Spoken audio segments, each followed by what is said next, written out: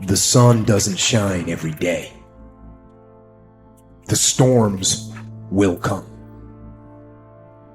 There are times when the nights will be long and dark and you will be alone.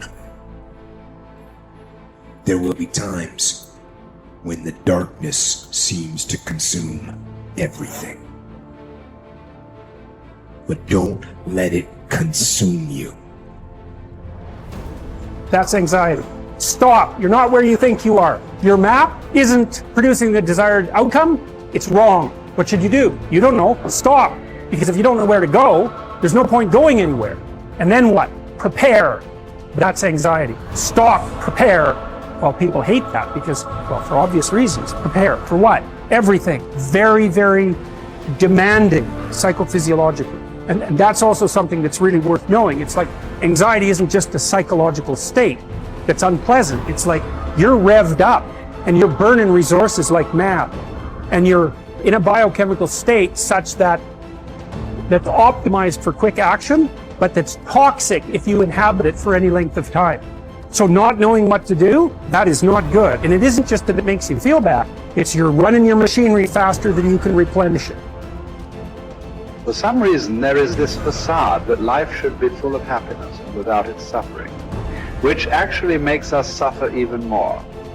Because when we get sad or something bad happens, we do not only feel bad about the thing itself, but we also feel bad because our life is not the way it is supposed to be. Not realizing suffering and sadness is just a part of life, and they're inevitable. Unless you learn your lesson, it will keep hurting. Not only it will never stop, it will also keep increasing the amount, so you won't get used to it. And it doesn't matter how you get knocked down in life, because that's going to happen. All that matters is that you got to get up. You have to get up. Whatever experience you're having right now, it has not come to stay. It has come to pass. Sometimes you have to just back up and go within yourself and pray and meditate and recharge your batteries. Go away, clear your head, and then come back and look at it from a different vantage point. Don't operate while you are under the spell or the effect of what's going on. Don't allow your emotions to control you. We are emotional, but you want to begin to discipline your emotion. If you don't discipline and contain your emotions, they will use you. You don't have to force yourself or motivate yourself to think negatively, to be depressed, to beat yourself up over the head, to feel loaded with guilt. You don't have to make any effort to do that. Your mind is on automatic. It will do that by itself. But if you want to begin to move into your own personal greatness, you've got to be willing to go against the tide. You've got to be willing to harness your will and say, in spite of this, I'm in control here. I'm not going to let this get me down. I'm not going to let this destroy me. I'm coming back. The same situation can either be perceived as a lead ball chained to your feet or as wings growing out of your shoulder blades. How you interpret the challenge is crucial to your success of overcoming it. Ultimately, it's never the challenges that matter, but how you perceive them. If you work at that which is before you, following right reason seriously, vigorously, calmly, without allowing anything else to distract you, but keeping your divine part pure, as if you should be bound to give it back immediately. If you hold to this, expecting nothing, fearing nothing, but satisfied with your present activity according to nature, and with heroic truth in every word and sound which you utter, you will live happy. And there is no one who is able to prevent this.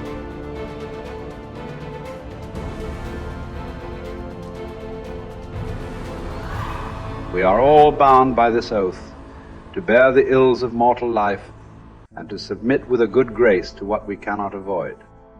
So the spirit must be trained to a realization and an acceptance of its lot. It must come to see that there is nothing fortune will shrink from. There's no ground for resentment in all this. We've entered into a world in which these are the terms life is lived on. If you're satisfied with that, submit to them. If you're not, get out, whatever way you please. The happy man, therefore, is he who can make a right judgment in all things. He is happy who in his present circumstances, whatever they may be, is satisfied and on friendly terms with the conditions of his life, that man is happy, whose reason recommends to him the whole posture of his affairs. How do you bear the suffering that is at the crux of life without becoming tempted and embittered? That's really, really difficult. Now, someone might point out, go ahead and be bitter, see where that gets you. And if you have any sense, and generally people have at least some, they know that being sick and bitter is worse than just being sick. And that being right, it's worse, but it's very hard temptation to avoid. Sometimes you want to be bitter just out of spite in some sense, because things are so terrible. All you've got left is your willingness to shake your fist, and say, well, really? Is this like this many poisonous snakes? Really? That's like, maybe I could have learned with just 1 or 2, not 100. And so, but we're all stuck with that. And I think we're stuck with it at every level of our life in some senses. How do we maintain a high order moral orientation in spite of suffering and malevolence? Do you think that the man has any thought of mending his ways who counts over his vices as if they were virtues? Therefore, as far as possible, prove yourself guilty, hunt up charges against yourself, play the part first of accuser, then of judge, last of intercessor. At times be harsh with yourself. Set yourself free for your own sake.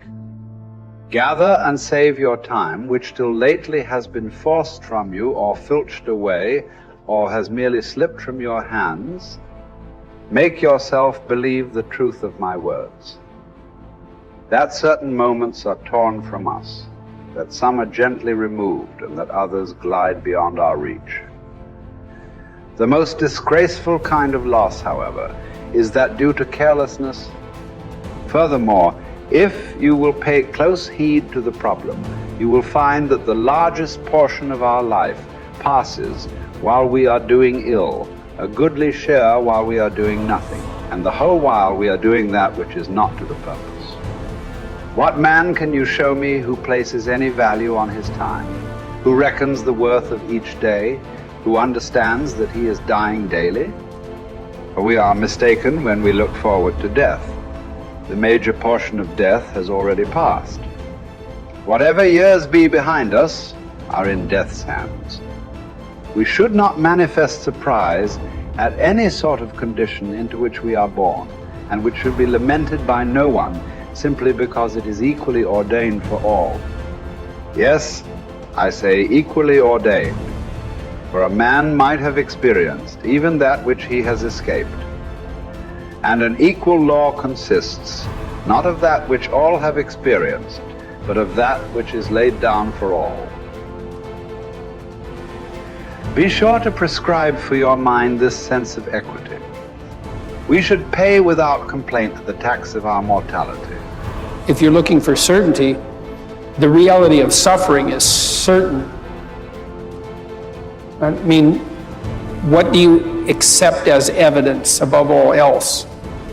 That's a good question. That's a hard question. But I would say pain is up there. It's very difficult not to believe in the reality of your own pain. It's somewhat easier not to believe in the reality of other people's pain. That's not so easy either, but it's your pain seems to be undeniably real. And so it does beg a question, which is, if pain is undeniably real, is that which overcomes pain even more real? And I think that's, in some sense, that's the idea that lurks behind the idea of the resurrection.